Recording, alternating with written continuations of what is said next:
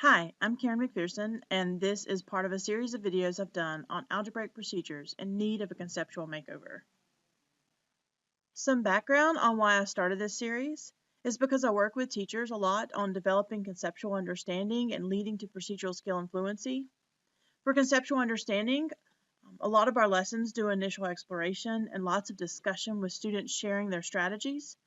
And procedural skill and fluency is to generalize methods as tools. But how do we get from one to the other? Is developing students' informal reasoning strategies. This series of videos looks at different algebraic procedures and takes the conceptual makeover approach. And how do we develop the students' informal reasoning strategies? Let's get started. Let's look at the traditional procedure for writing the equation of a line. We'll be looking at a line that passes through the points -1, 2, and 7, 6.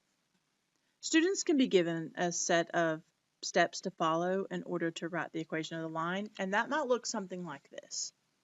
To use the slope formula to find m, in this case our slope is a half. Now use the formula y equals mx plus b and substitute for slope and one of the points for xy. Here we have used the point 7, 6, put 6 in for y, a half in for the slope, and 7 in for x. Solve that equation for b, and here we find that b equals 2.5. Now substitute m and b back into the equation. So y equals a half x plus 2.5. It's been my experience that students can be very successful in following those steps and writing the equation of the line. However, sometimes students don't understand why those steps work, and also they lack a flexibility in adjusting those steps when needed for certain types of problems or for new situations. This is why I looked at writing the equation of a line for a conceptual makeover. As we begin looking at the way I've designed my conceptual makeover, there's some few things that students need to have prior understandings of. One, defining characteristics of a linear relationship are the constant rate of change slope and the initial value y-intercept. The students need to know those two concepts. Secondly, they need to understand connections between how the slope and the y-intercept are represented among mathematical representations. And the representation that I'm going to be using in this case is the table. So you'll be seeing a lot of work with tables in order for students to develop writing the equation of a line. Lastly, I want to talk a little bit about the progression of these problems. These are a series of problems where students are given time to reason and develop strategies. It is not intended that you would do one problem after another and generalize the procedures after 5 different slides. Each one of these problems is followed up with a discussion of the strategy. So within this problem, there'll be a specific informal reasoning strategies a student might use. We'll discuss that strategy. They'll be given some additional practice. And then when I feel like they're ready, we'll move on. They'll go through a series of these problems, discussing the strategy each time, until we arrive at a general strategy for them to use in every case. So just keep in mind that I am not presenting this in the exact same way that I would present with students. This is to help you see the conceptual makeover. So let's get started. The first problem that I would give students is to write the equation of a line that passes through 4, 3 and 8, 1.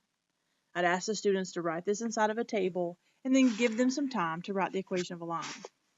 Students often begin by finding the change in x is adding 4 and the change in y is subtracting 2. They may even go as far as writing that the slope is change in y over change in x, and -2/4 equals -1/2. But there'll be some students who won't know how to use that slope. They'll have to depend on their understanding that the y-intercept is the y value when x is 0. So they'll look at finding where x is 0 in the table. They'll make a connection that this is adding 4, and so then this must also be subtracting 2. So using the change in x and the change in y separately to find the y-intercept, they'll find that the y-intercept must be 5, and that the equation is y equals 5, and then it subtracts a half for every x. So that'll be problem number 1, the strategy of using x and y separately, and just working the table back to when x equals 0. The second problem that I would give students is to write the equation of a line that passes through 3, 1 and 9, 5. Once again, the students will look for the change in x and the change in y. Calculating the slope to be 2/3. But as they begin to try to find the y-intercept, their strategy from the previous problem isn't as easy to use. They can't go back 6 to find out when x is 0. They need to adjust the change in x and the change in y. They'll find to go back to 0 means that they have to go back 3 instead of 6. Well, if you're adding 3 to move forward, then this would have to be adding 2. So they'll still use the change in x and the change in y separately to find the y-intercept to get that this has to be -1. Writing the equation that y equals -1 plus 2/3 x. Students will be given some time to work with this. Sometimes they'll adjust the change in x and the change in y by taking half. Sometimes it will be 1/3. Maybe they need to double it. But it'll be one that they're fairly comfortable with going back to find 0. Then I present the third problem. Write the equation of a line that passes through 3, 7 and 8, 27. Well, here we want to be able to add 5 for the change in x, and this will be adding 20 for the change in y. So the slope is going to be 4. Now, as the students begin to adjust the change in x and the change in y, we find that it's not as easy to take just half or possibly take 1/3. What ends up happening is the students begin to see that, well, 5 and 20 have a 5 in common, and that they can adjust it to where the change in x is 1. And if the change in x is 1, the change in y is 4. This is a great time to relate why the change in y is 4 when change in x is 1 to the idea that that's what the slope is telling you. It's the unit change. So students just work backwards. If I go back 1, I go to 2, and then 7. Working backwards from 7, I'll go to 3. In this case, the students will still be using the change of x and change in y separately. So if I go back another time, here, I want to go back. And then I have to do this a third time to get back to where x is 0. This offers the opportunity to connect using the slope to find the y-intercept. So here we want to connect that we use the slope 3 times in order to get back to -5. So to go from 7 to -5, we had to subtract 4 3 times. And the reason it was 3 times is because here we had to go back 3. So this is building a more efficient strategy for students to find the y-intercept. Let's look at the fourth problem that I would give students to work with. Here we're writing the equation of a line that passes through 1423 and 2377. So the change in x is adding 9, while the change in y is adding 54. So the change in y, the change in x is 54 over 9, which is 6. Students calculate the slope with now an understanding that that's the change in y when x changes by 1.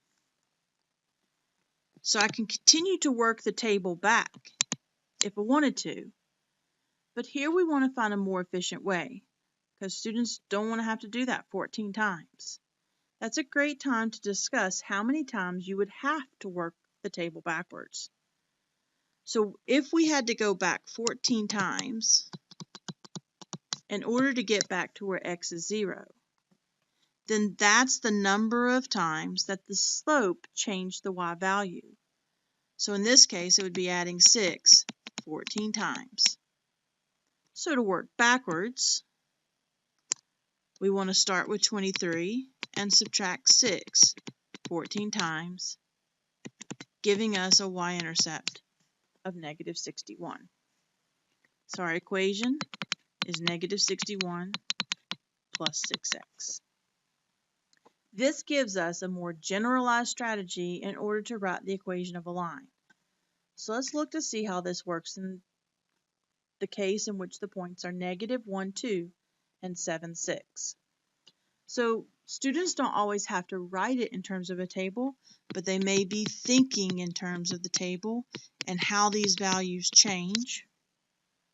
So we want to calculate the slope.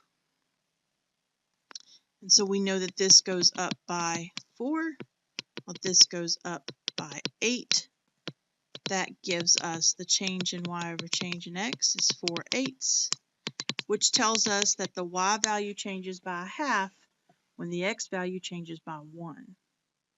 We can now use that to find a y-intercept. We're going to start with a y value, and we will be subtracting the slope, and that we will have to do x number of times in order to get back to where x is 0. In that case, this gives us a y-intercept of 2.5. Now, some might ask, can you do that with the other point? And the answer is yes. I can start with 2, and I can take off the slope, which is a half, negative 1 time, which still gets me to a y-intercept of 2.5. So if we generalize this procedure, we can think about the strategy is to start with any y value, and then what we're doing is we are taking off the amount of change that has happened x number of times. And that procedure will work in order to find the y-intercept. From there, they can write the equation of the line. Let's take a look at just a moment of how these two procedures compare. In the traditional procedure, we rely heavily on students understanding formulas and how to manipulate those formulas. So we use the slope formula to find m. We use y equals mx plus b. We do some substitution. There's some algebra work in solving for b, and then we substitute it back in to write the equation.